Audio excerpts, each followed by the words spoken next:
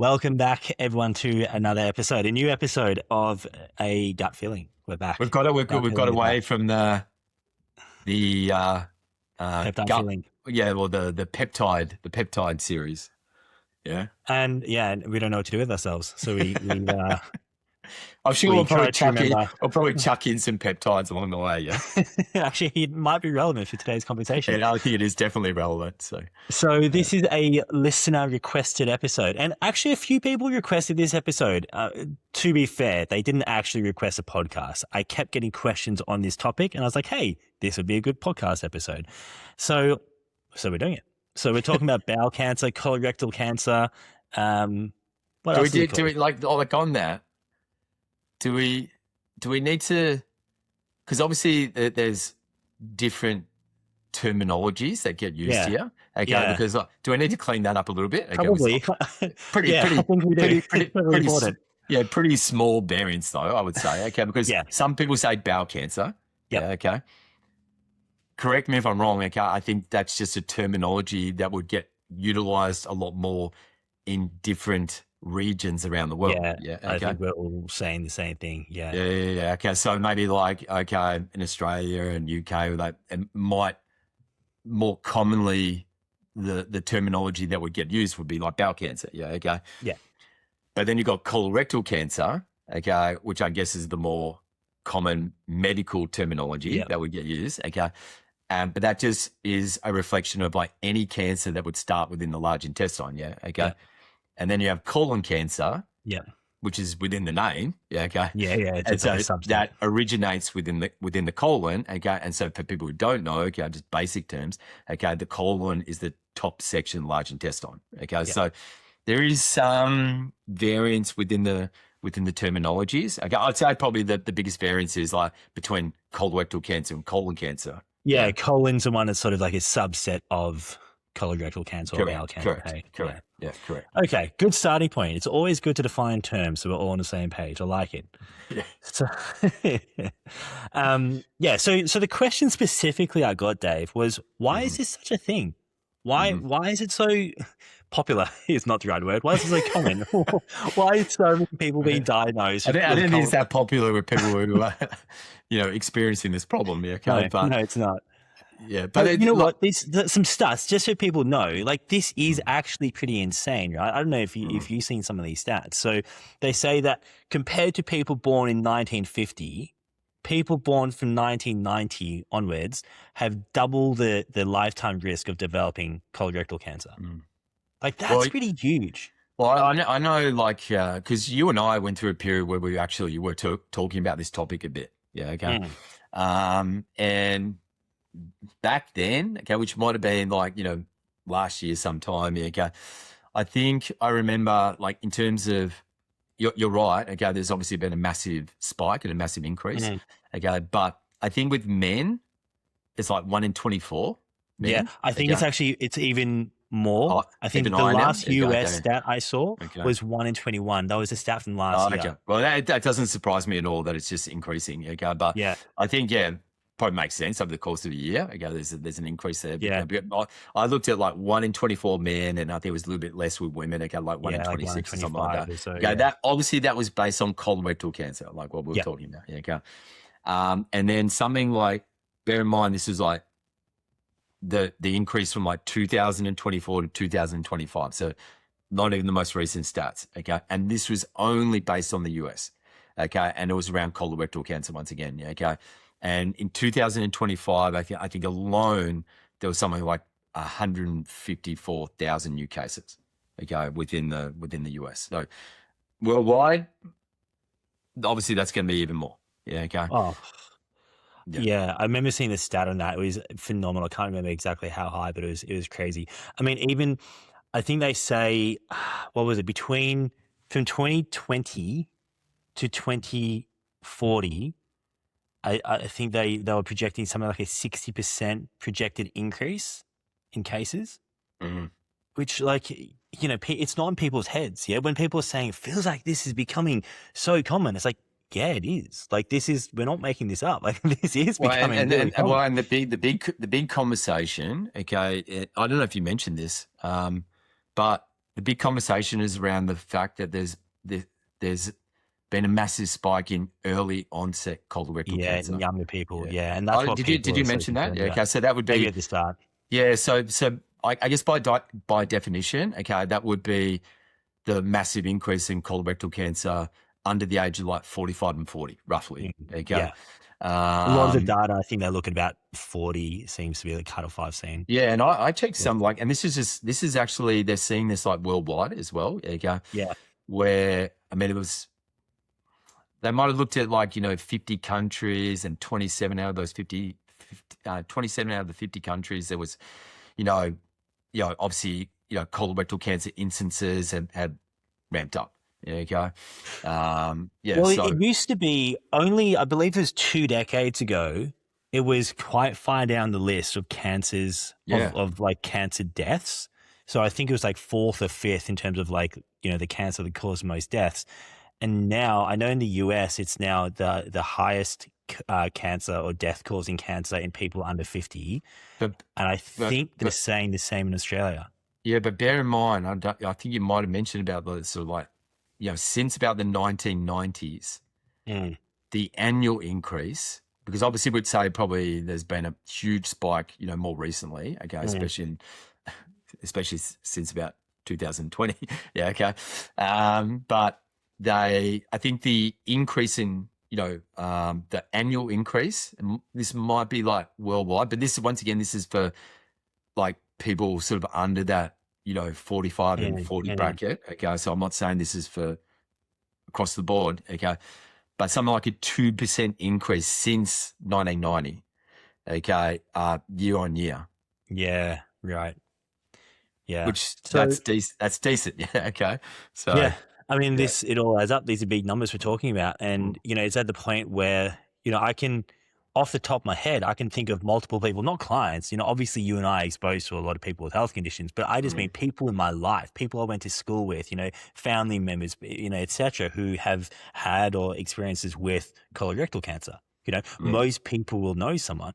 I can think of two people immediately off the top of my head who both under under 30 or were under 30. mm, Like this is crazy stuff.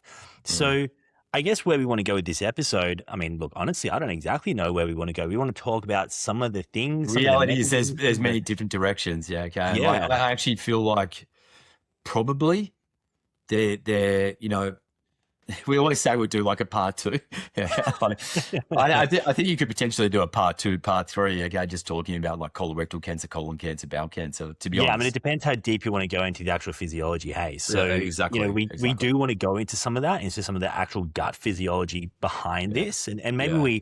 we dive in there, and then if it gets too deep, maybe I'll pull us out a little bit because there's some pretty it's some technical stuff. Mm. But hey, people ask for it, Yeah, so like pull me out of it. You mean yes, basically? that's it. I'll go fishing. I'll see if I can find where you are.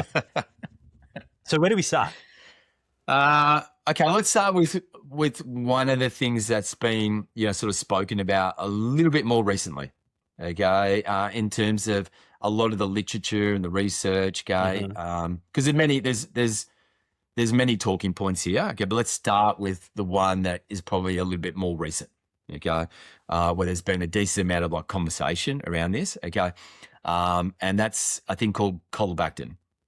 Okay, so where do we start? Do we start with just talking about what Colobactin is first? We Okay. should probably do that because people will not have heard of what Colobactin or have any idea what that is. Yeah. Okay. So Colobactin, okay, is basically a genotoxic metabolite. Yeah. Okay. I would actually put it under the category, okay, of a bacterial virulence factor. And we've actually done a podcast talking about bacterial virulence factors. Okay. And these are basically molecules that allow the bacteria to colonize the host, whether you like it or not, from a cellular level. Okay. Because we know the name of the game for the bacteria, okay, is survival. Okay. And it's basically to evade and inhibit our immune response. Okay. And so this would be one of those bacterial virulence factors. That makes sense. Okay. Yeah, Um, yeah. I mean, you said it was a genotoxic metabolite, yeah? yeah. Okay. Yeah, And so basically that is actually produced by bacterial strains that come under the Enterobacteria family. yeah. Okay, so what are some of those strains? Okay, we're obviously not going to talk about every single one. Okay, but that people would have heard of. Okay, well, one is Escherichia coli, E. coli. Okay, in particular B2, and we'll actually cover some aspects around that. Okay, I mean, that's important though, yeah, because not all E. coli is going to be Colobactin producing. correct. Okay, because obviously you've got like high alcohol producing bacteria. Okay, and actually Escherichia coli, E. coli also comes under that category as well. Yeah, okay. And we need to understand that most of the time you've probably got like 6 major pathogenic strains of Escherichia coli, okay, like roughly. Yeah. Okay. But also we need to understand, okay, that Escherichia coli, E. coli is also beneficial, okay, non-pathogenic as well. Yeah, okay. So we've got to that's stop probably this. something important because people probably don't understand this, or some people will for sure, but some listeners may not know. So you've got the bacterial species, right? So like E. coli would be like the species, yeah? So that's like, Correct. I Well, the guess family, okay, the family. yeah. And so they share some characteristics or traits, but there's like a lot of variance between what comes within that. Yeah, Yeah. well, so if we say like non-pathogenic Escherichia coli, okay, or beneficial, whatever you want to say, yeah, okay. Well, we actually know that Escherichia coli, okay, actually helps with your ability to produce like coenzyme Q10, for example. Yeah, okay. You actually need it for the absorption of vitamin K. Yeah, okay. It actually helps with the synthesis of like B vitamins. Like one would be like B9. Yeah, okay. Another one would be like B7, like biotin. Yeah, okay. And Yeah. it actually helps with your ability to metabolize like glycine, okay, which they say is a non-essential amino acid, but I would say it's a conditionally essential amino acid. Okay, but then you need glycine. Okay, you need that for heme. Okay, which is the building block that you need for hemoglobin. Okay, and we know that Escherichia coli, okay, can actually protect you around things like osteopenia.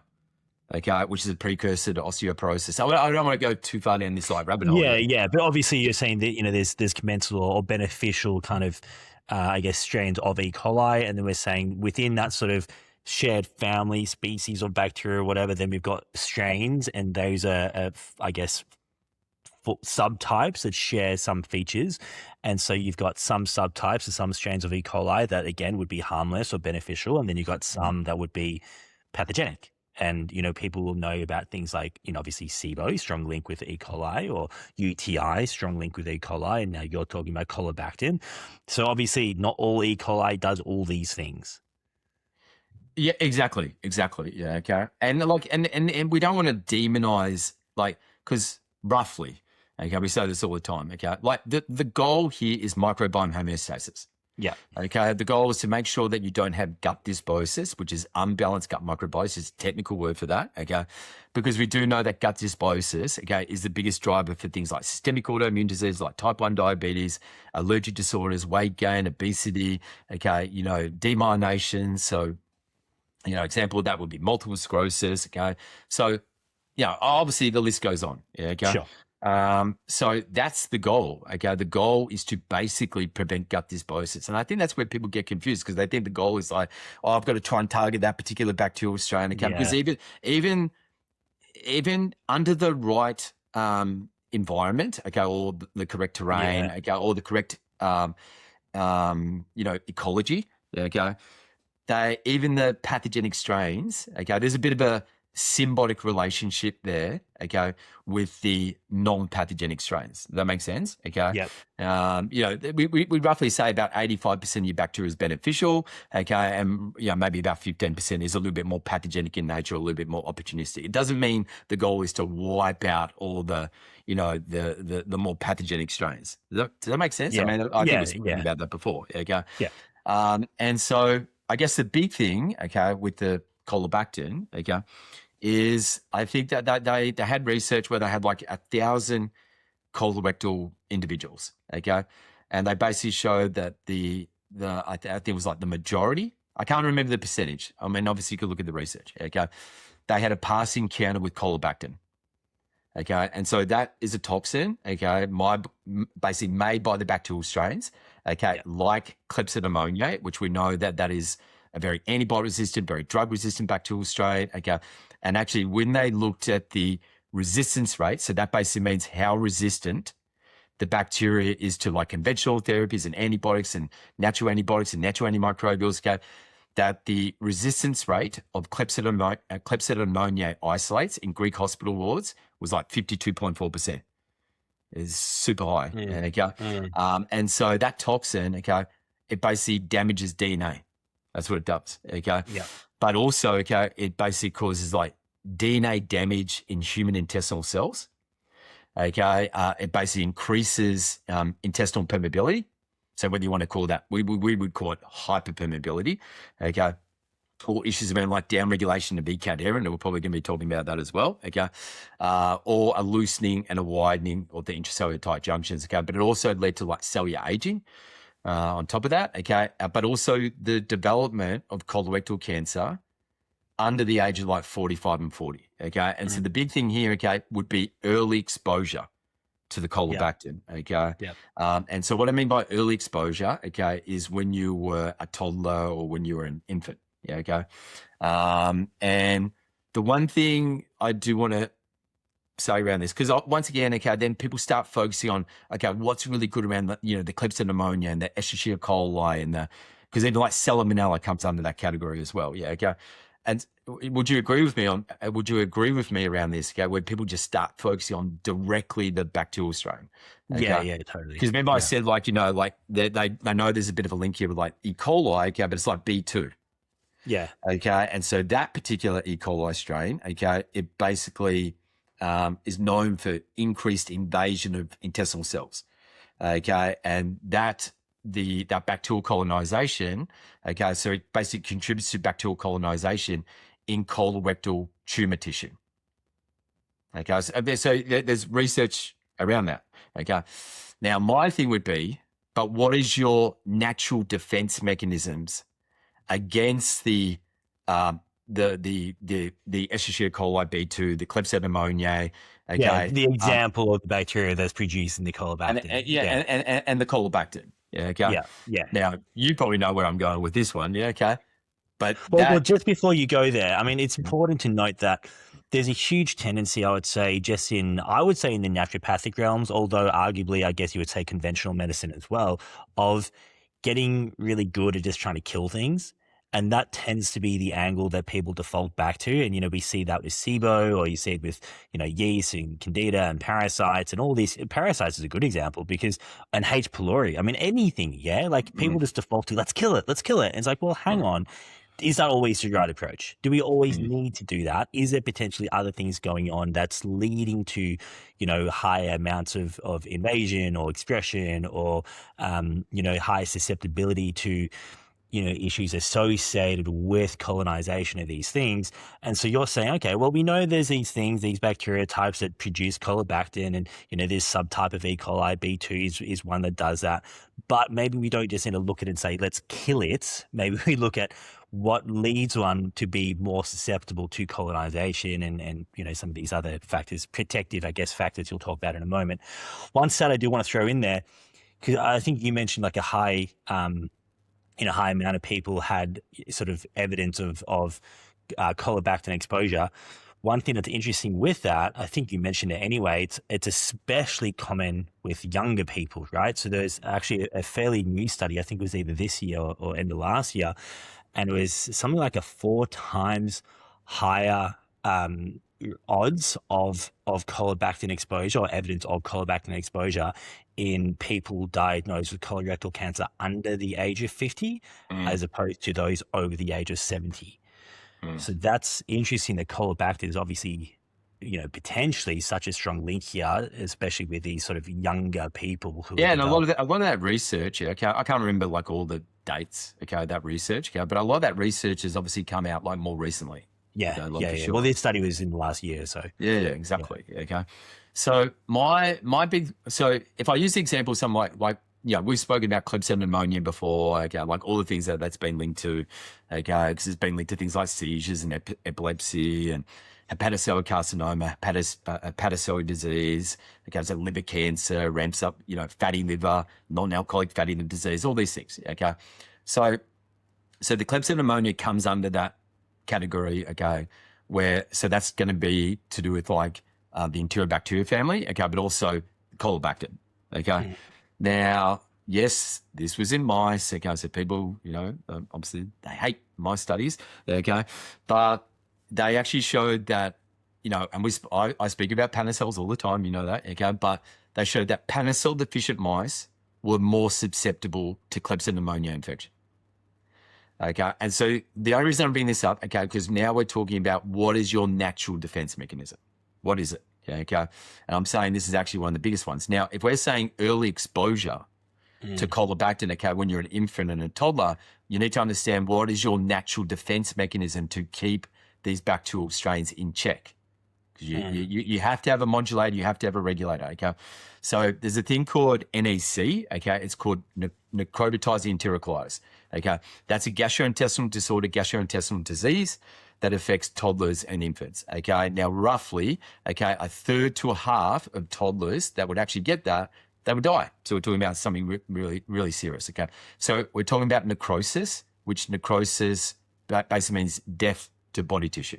Okay, so so tissue death. Okay, so you got death to body tissue. Okay, within the gut, basically. Okay, now Panacels, just to put it in perspective, they start to mature in the second trimester. Okay, when you're a fetus.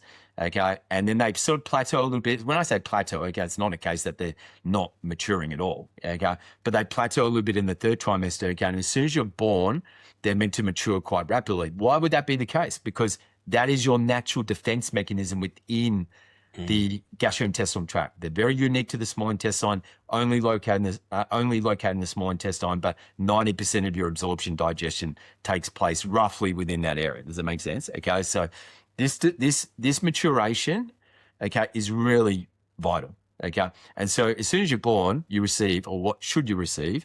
Okay. Breast milk, colostrum. Okay. And so breast milk and colostrum is very high in lysozyme.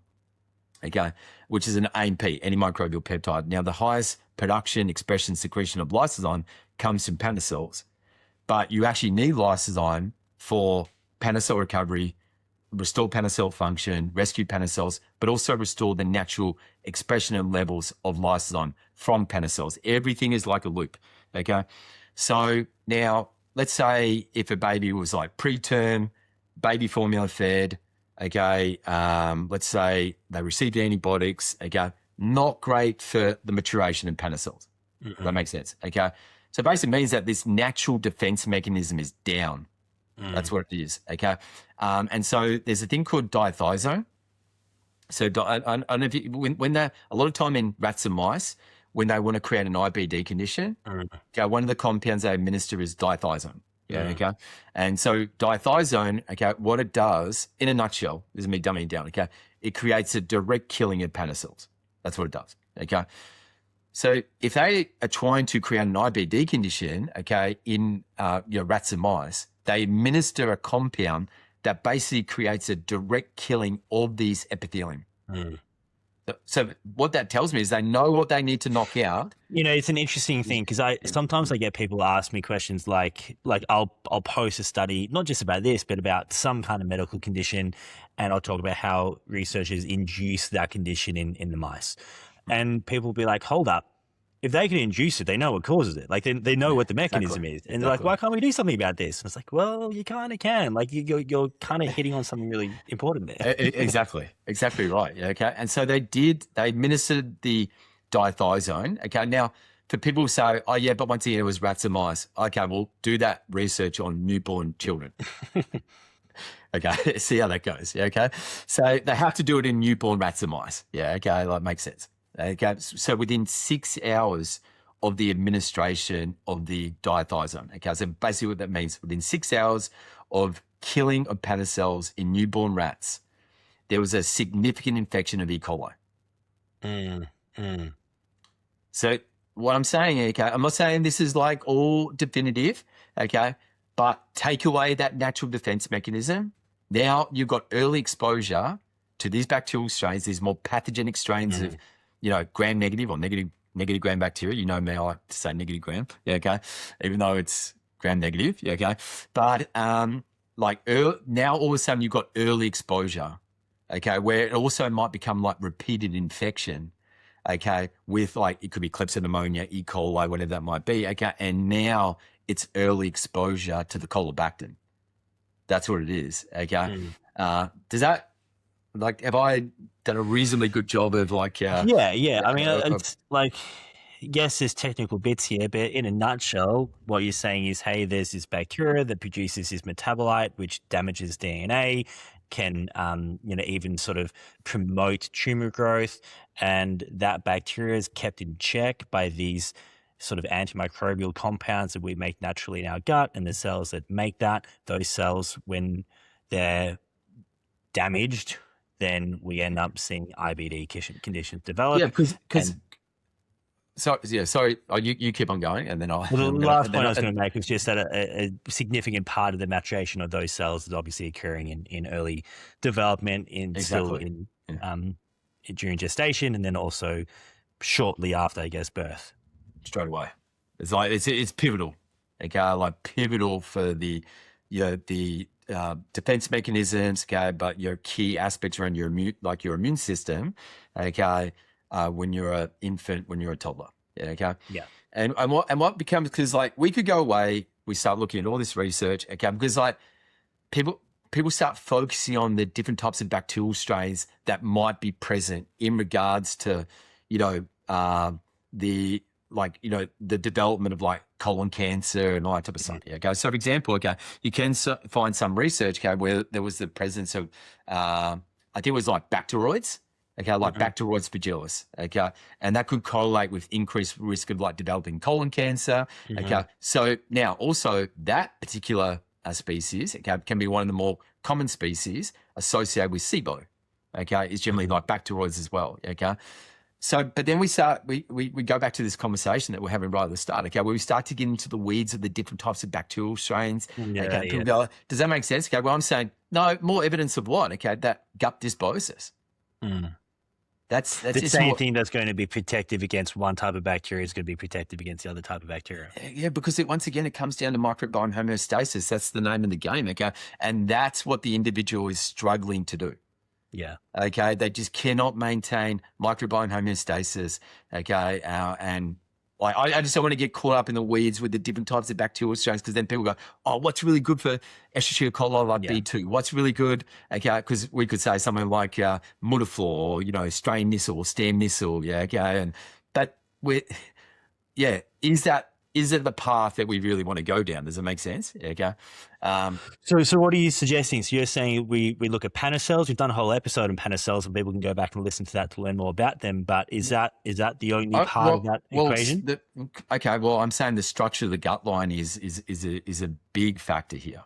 Okay, when it comes to like colorectal cancer, colon cancer. Okay, because that's a segue into what individuals would have a more increased risk of developing like something like colorectal cancer. Okay. Well, maybe the more direct statistics. Okay. I don't know exactly the percentages. Okay. But we know that patients with IBD conditions, inflammatory bowel disease, okay, so that would include like ulcerative colitis, Crohn's disease, colitis. Okay. I would actually put something like ileitis, which is like inflammation of the ileum, in that category as well, because we know that once you've got ileitis, okay, there's a higher risk of like Crohn's ileitis, okay, and then Crohn's ileitis causes ileitis. Okay, so once again, okay, similar, type of dysfunction and damage that's taking place here, okay, but there's an increased risk of developing colorectal cancer, okay.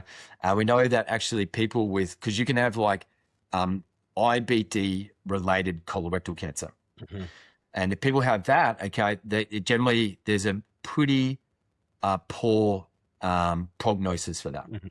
So it's actually worse, okay, if you have the IBD, okay, and then you get colorectal cancer, okay.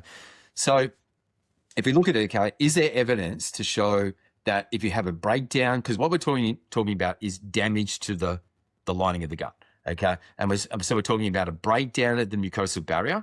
And is there evidence to show that if you have a breakdown of the mucosal barrier, okay, within the gut, that would play a role in colorectal cancer? And there is evidence around that.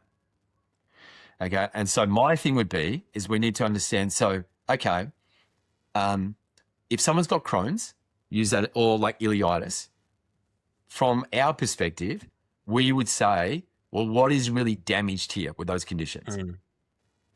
Well, from our perspective, I'm sure I know I've gone a little bit further down this rabbit hole, okay, but I'm bored you to tears. Like pound cells for quite a while now, okay? But they are, by definition, they are Panacell issues. Those conditions, okay? Where something like ulcerative colitis, okay, you see, and colitis, but I'd even put like, diverticulitis, diverticular disease, okay? They are goblet cell issues, okay? And they are intestinal secretory cells. That's what they are, okay? And is that like, am I getting Yeah. too? So broadly speaking, if we look at, say, ulcerative colitis and Crohn's, I mean, they're going to be the two main talked about IBD conditions. So both of those are associated with an increased risk in colorectal cancer. I don't know if one is more strongly associated than the other. I don't know if Yeah, you know that. I'm not sure. Yeah. I'm pretty sure they are both strongly associated, but people would have to do their own homework there. And so what you're saying is, while there's obviously similarities and overlap with these two things, the actual what's happening at a cellular level or at a tissue level is actually different between these two things. And what we're seeing is it's actually goblet cells, which are more affected by ulcerative colitis, and it's these other cells we talked about a moment ago, Panner cells, which are more affected by Crohn's disease. Well, so for example, okay, they've actually shown there was like University of Gothenburg, Sweden. I've spoken about this before. They showed there was defect in goblet cells of a particular type. There's different types of goblet cells, okay, and that was a factor contributing to ulcerative colitis, okay. So the Panner cell one is obvious, right? You've covered that. You said, hey, Panner cells are helping protect you from these.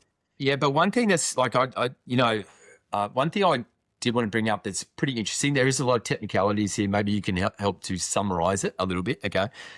But there's a thing called intestinal metaplasia. Mm-hmm.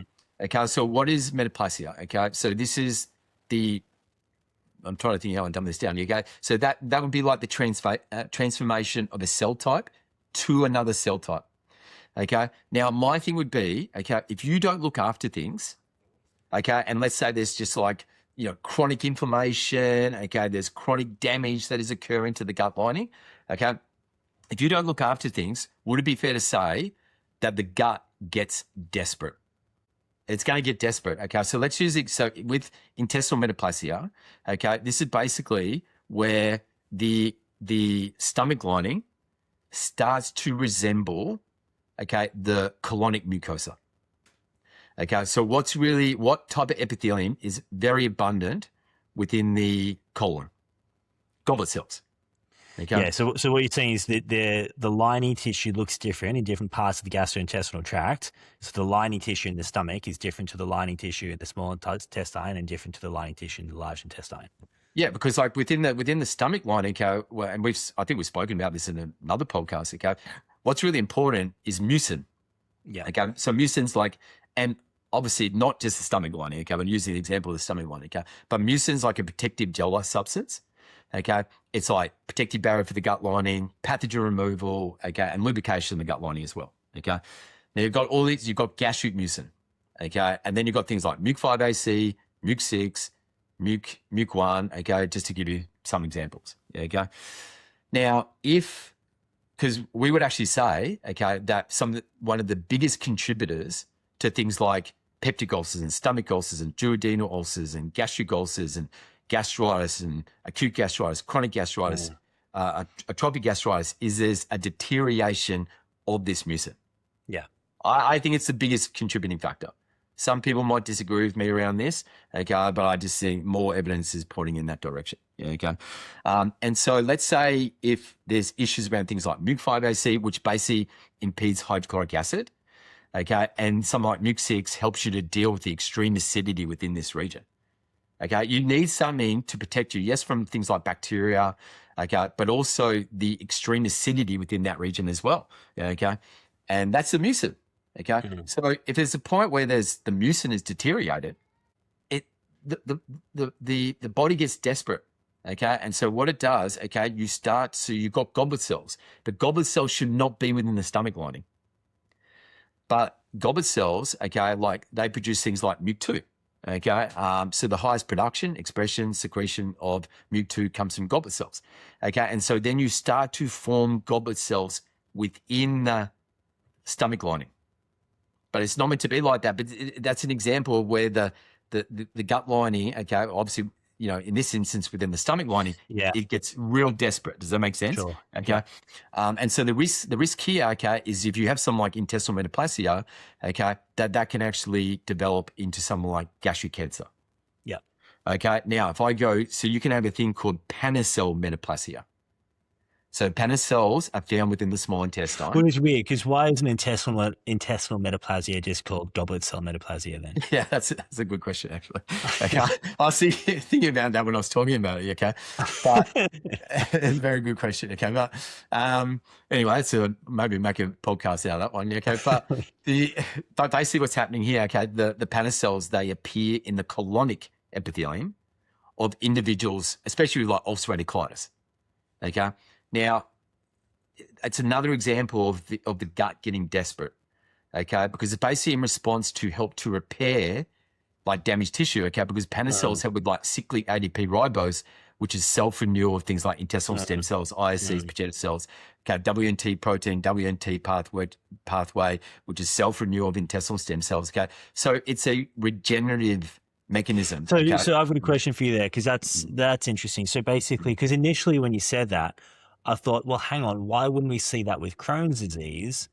Why would we see that with ulcerative colitis? But in fact, it's not, because obviously that we've talked about the Panacels having a role in sort of antimicrobial function, but they also have a role in regeneration of lining tissue. So you're saying actually the reason we're seeing that, not migration, but the development of Panacels in the large intestine is actually more around regenerating cells and tissue rather than the antimicrobial benefit it would garner.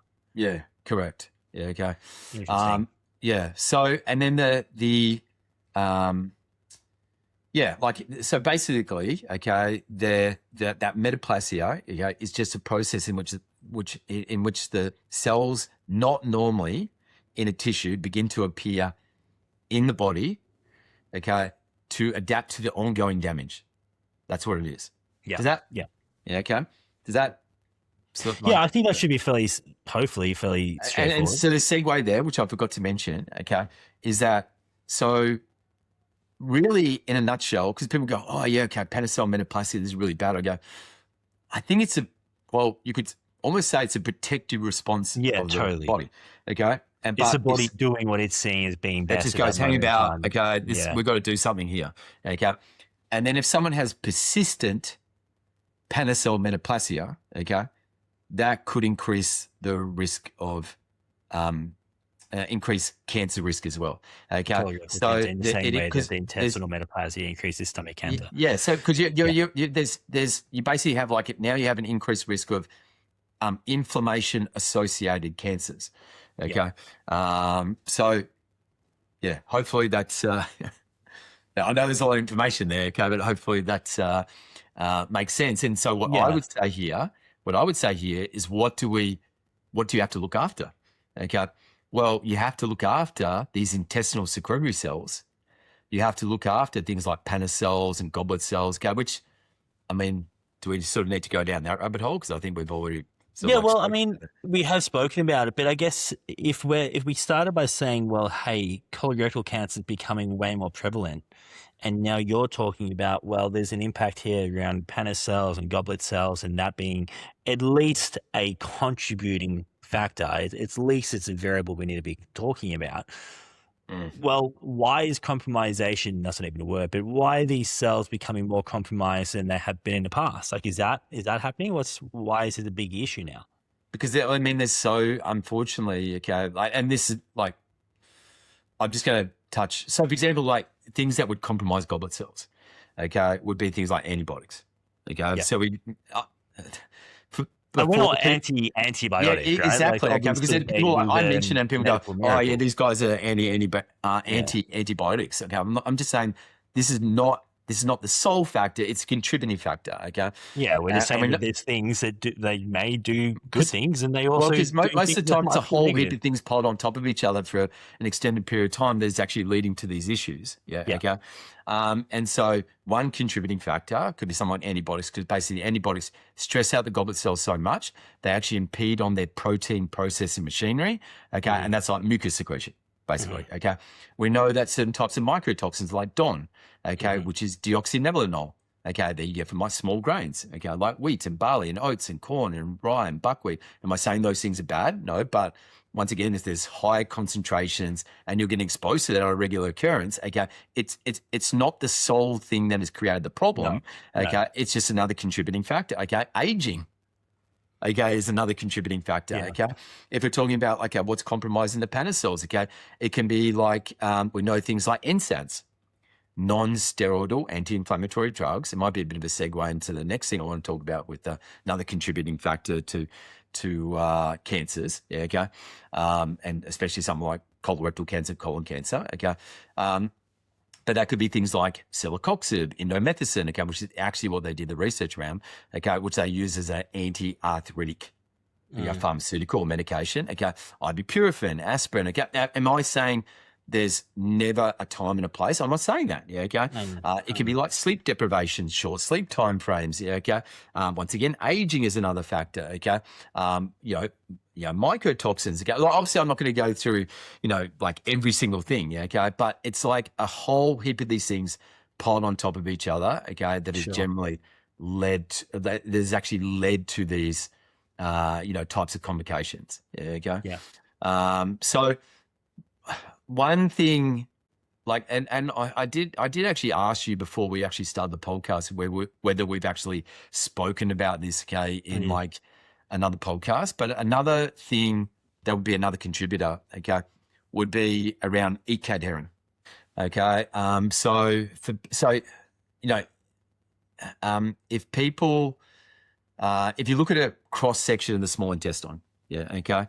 So the small intestine is a little bit like a tube, okay, and you always say that then you got like the villi. So imagine like one of your fingers being like the villi, okay. So for example, if someone's got like celiac or complicated celiac disease, they basically have like villi atrophy. Yeah, okay, that's what they've got. Yeah, okay. So then you've got the so you've lost half your fingers, they're little stubs now instead of exactly. Yeah, okay. So then you've got like epithelial cells. Okay, and just so you know that ecadherin is a pivotal molecule for epithelial homeostasis, like regulation, modulation, basically. Okay. Now these like obviously Panner cells would be an example of that. Okay. Pagina cells, intestinal stem cells, intestinal L cells, goblet cells, obviously, enterocytes. Okay. There's a big list here. Okay. So these, I always say like the gut lining, I don't know if I've used this analogy before. The gut lining is a little bit like those babushka dolls. Okay. Where you take the head off one, there's a smaller one inside, take the head of another one. Okay. There's a smaller one inside again. Yeah. Okay.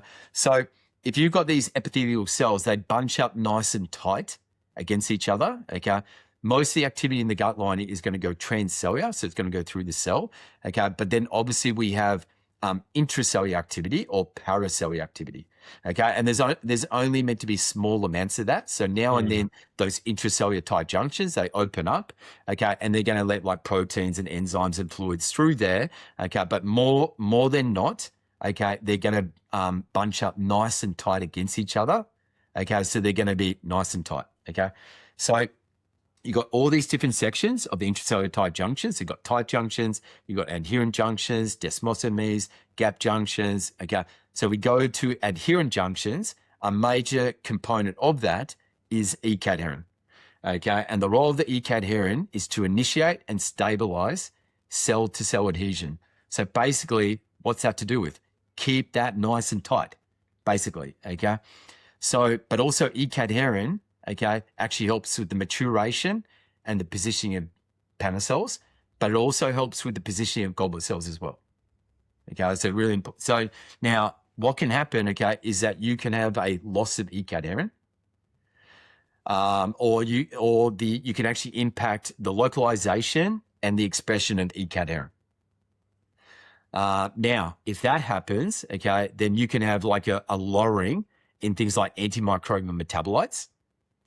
Okay, and so that basically means that your natural defense mechanism within the gut lining is down. Okay, they've also showed that there's a downregulated expression of ecadherin in the inflamed gut area of individuals or patients with IBD conditions like ulcerative colitis. Okay, also a loss of ecadherin, you are more prone to enteropathogenic bacteria like E. coli, for example. Yeah, okay. And they've also shown that a loss of E. cadherin, okay, is the contributor to the progression of cancers. Okay. And they roughly say 90% more cancers arise from epithelial tissue. Sort of makes sense when you think about it, though. Okay, like gastric cancer, colorectal cancer, colon cancer, bowel cancer, melanoma is epithelial tissue. Yeah, okay? yeah, it's all lining tissue somewhere in the Breast body. tissue, okay, prostate, okay, all that. Okay, so now some things, okay, that can actually impact the localization, the expression of E. cadherin, okay, would be like medications. Okay, but I want to make it clear, okay, that actually some medications, it's not all doom and gloom. Does that make sense? Okay. Sure. Some medications can actually help with the upregulation of E. cadherin. Okay. Whilst other ones, okay, can actually cause a decrease in the E. cadherin. Okay. Some that might be a little bit worse for that, like opioids, like morphine, endone. Okay. SSRIs. Okay. I think they did that research around like Prozac, for example. Okay. Interesting. I didn't know that. Yeah. And then NSAIDs. Okay, like non-steroidal NSAIDs are basically anything. Yeah, okay. So that was like, and this is ironic. But it's also dose dependent. We should say that, right? Like it is. Yeah. Okay. So you got like celecoxib, indomethacin, okay, ibuprofen, aspirin. Okay. Now, celecoxib's pretty interesting because they use that to treat ulcerative colitis. Okay, because they actually use it to actually help to reduce inflammation, bring it down, okay, and to obviously deal with the pain and the discomfort. And I'm not saying it's not effective in doing that, okay? Clearly it is, okay? But the thing is, mechanism-wise, okay, the celecoxib can actually downregulate, okay? As to the problem I just mentioned before, okay, they've actually shown that there's already downregulated expression, okay, of E. cadherin in the inflamed gut area of individuals and patients with IBD conditions, okay?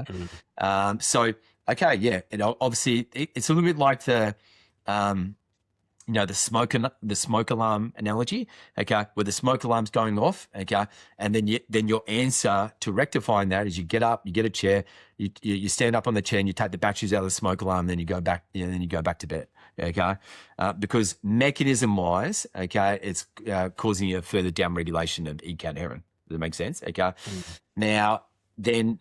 Obviously, we could look at things that actually help with the upregulation of E. cadherin. But one thing I do want to say around this, okay, it doesn't mean you go ChatGPT, Wikipedia, Dr. Google and go, what are all the things that actually help with the upregulation of E. cadherin? And then you just take every single thing that helps with that. Does that make sense? Okay. Like you just want to go for the things, okay, that are going to be a lot more bang for your buck. Okay. They're going to cover a lot of bases. One that I'm really big on is D-limonene, okay, which is what you get from the rind of like oranges, lemons, limes, okay, because D-limonene, like you actually look at like D-limonene treatment was shown to significantly increase E. cadherin expression, okay, and the D-limonene treatment, okay, also increased the expression of like tight junction molecules like occludin, claudin-1, okay, so aspects around hyperpermeability, okay, and the other one, okay, which we have spoken about this as well, okay, is a thing called caffeic acid, okay, which is a hydroxycinnamic acid, okay. And caffeic acid you get from the highest because the thing with caffeic acid, okay, a lot of people have asked me if they could actually just take that as a supplement, but the bioavailability is just not that great with caffeic acid, okay? So it would more be around the consumption of caffeic acid-rich foods, okay, which has actually been shown to be quite beneficial, have beneficial effects against things like colitis, which is an IBD condition, okay? Now, the highest concentration of caffeic acid comes from chokeberries, yeah, okay, which that's aronia berries, actually, okay, which sort of like, I think taste-wise, it can be a little bit similar to cranberries, yeah, okay, but they're a lot darker, okay, but they come from like Canada, northern US, not that easy to get, okay, you might be able to find aronia juice, actually, okay, but I think it's quite popular in Europe. Yeah, actually, okay. But not that easy to get. That's my point. Yeah, okay. So the next highest, which you're going to like this one, okay, is brewed coffee. Yeah. Yeah. Well, I mean, there's obviously decent data on coffee being inversely associated with colorectal cancer. I'm sure you've seen some of that. And I think they even find like more is better. I think there was one study that where like 4 cups or more a day was associated with the greatest reduction in colorectal cancer. 10% reduction or something like that, or 8%. It was something that, it's obviously, it's still interesting. It's not going to be totally 100% protective by any means, but, coffee is obviously, it's a funny one because it's demonized and it's talked about as, there's potentially, you know, anti-health kind of beverage. And in fact, the data is really promising in a whole lot of different things.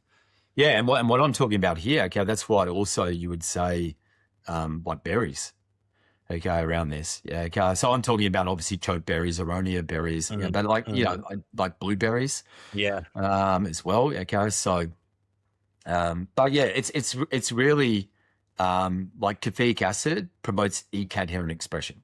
That's what it does. Okay. Yeah. And if you actually look at the research around hydroxycinnamic acids, okay, they actually do help to actually preserve things like, tight junction proteins, okay, regulation of like intestinal microbiota as well. Okay. So you're like, I obviously know you're a huge fan of coffee. I think really the most substantial benefits are really coming from the fact that they have these hydroxycinnamic acids. Actually, there you go. Ferulic acid is the other one. Okay, that's pretty Sure. good for like LPS-induced mucosal barrier dysfunction. Okay, so so that would be. But once again, okay, I just want to make it clear. Okay, it doesn't mean you need to go away.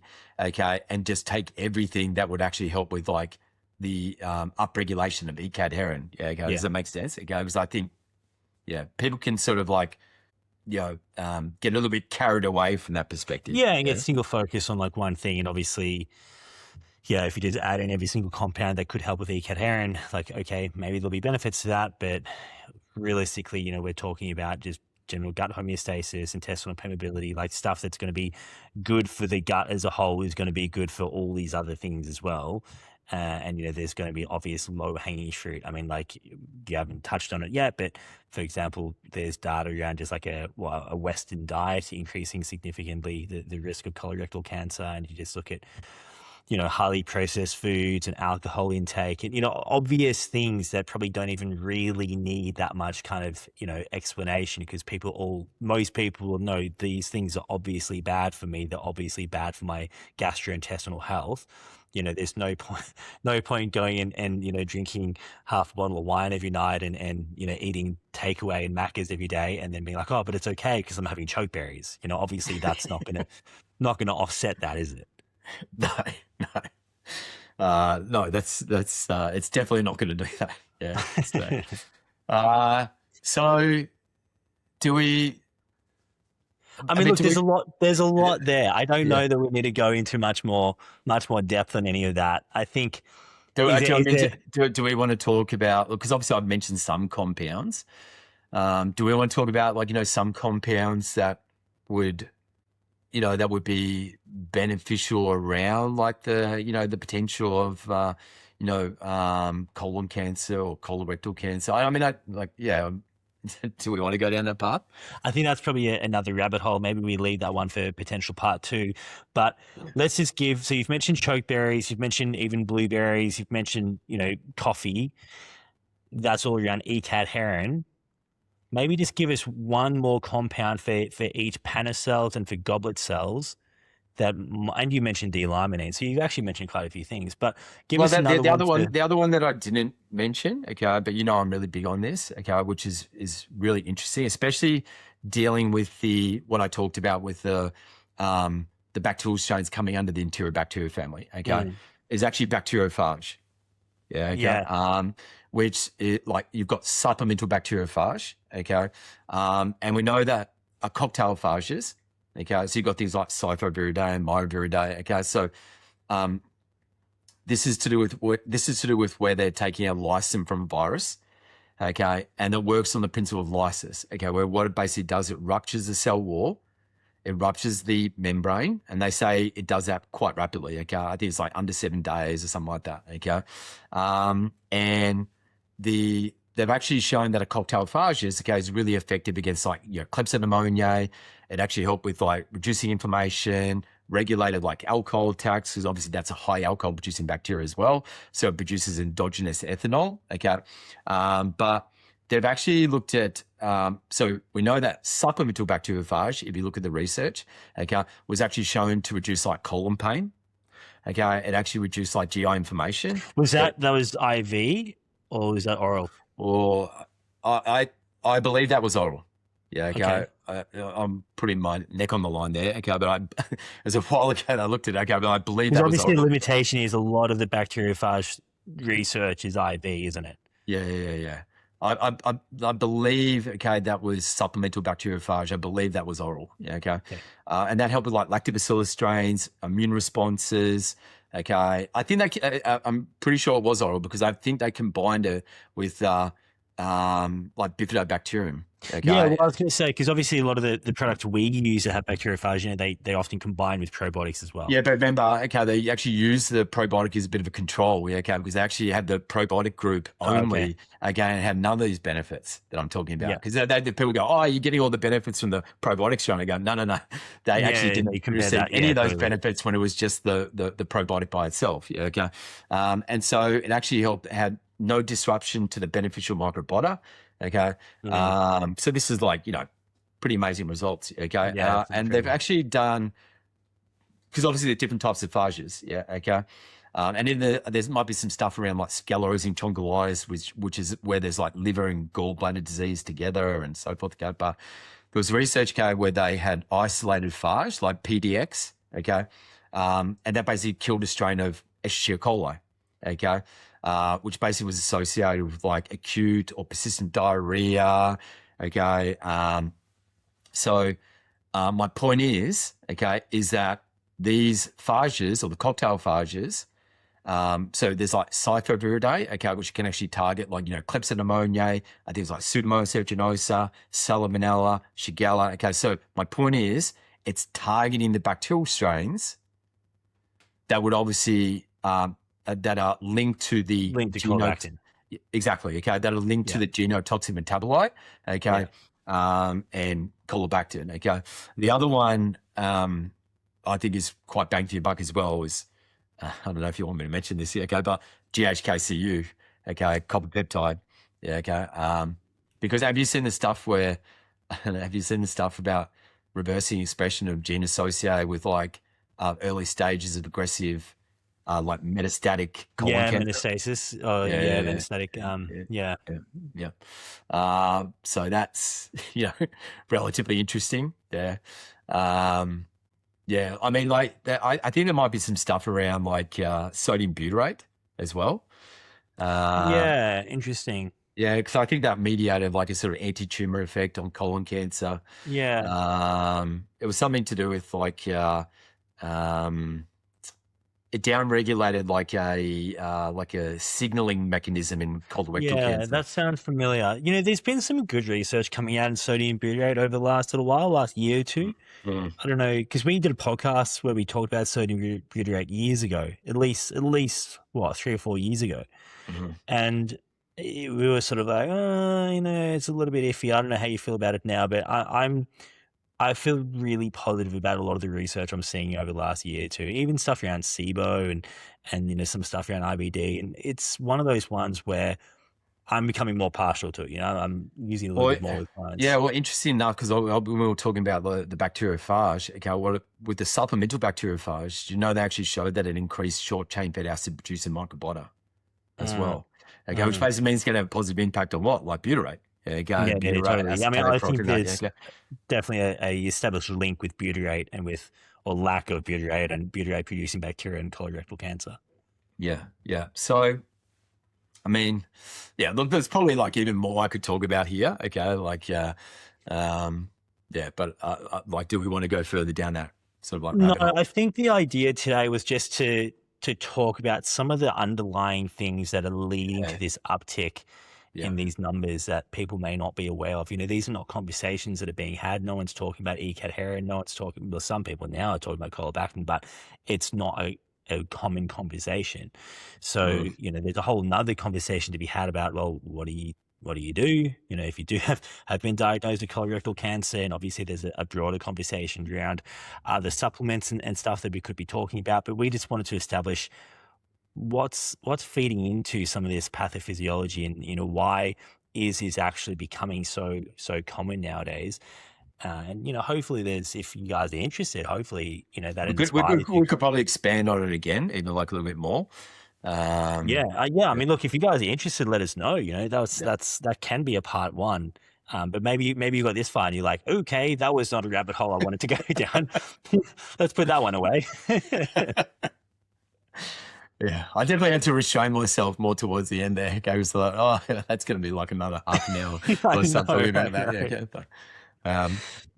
Okay, All I right. think that's it. Look, we did it 1 hour on the dot. There we go. That's our colorectal cancer part one episode. Like I said, if you guys do want to know more, let us know. We can do more. But if I'm just aware that there's probably 15 new words that we've covered today, and people can write a whole notebook on new vocabulary. So thank you if you made it this far. We appreciate you guys. I know that was a technical episode, and we'll be back soon with another topic, and I don't know what it's going to be. But if you have suggestions, let us know. Maybe we need to like have a bit of a lucky dip. Yeah, go like have all these topics and just start picking Oh God! picking random ones out. Only if I'm allowed to veto. Well, that's a good point. Yeah.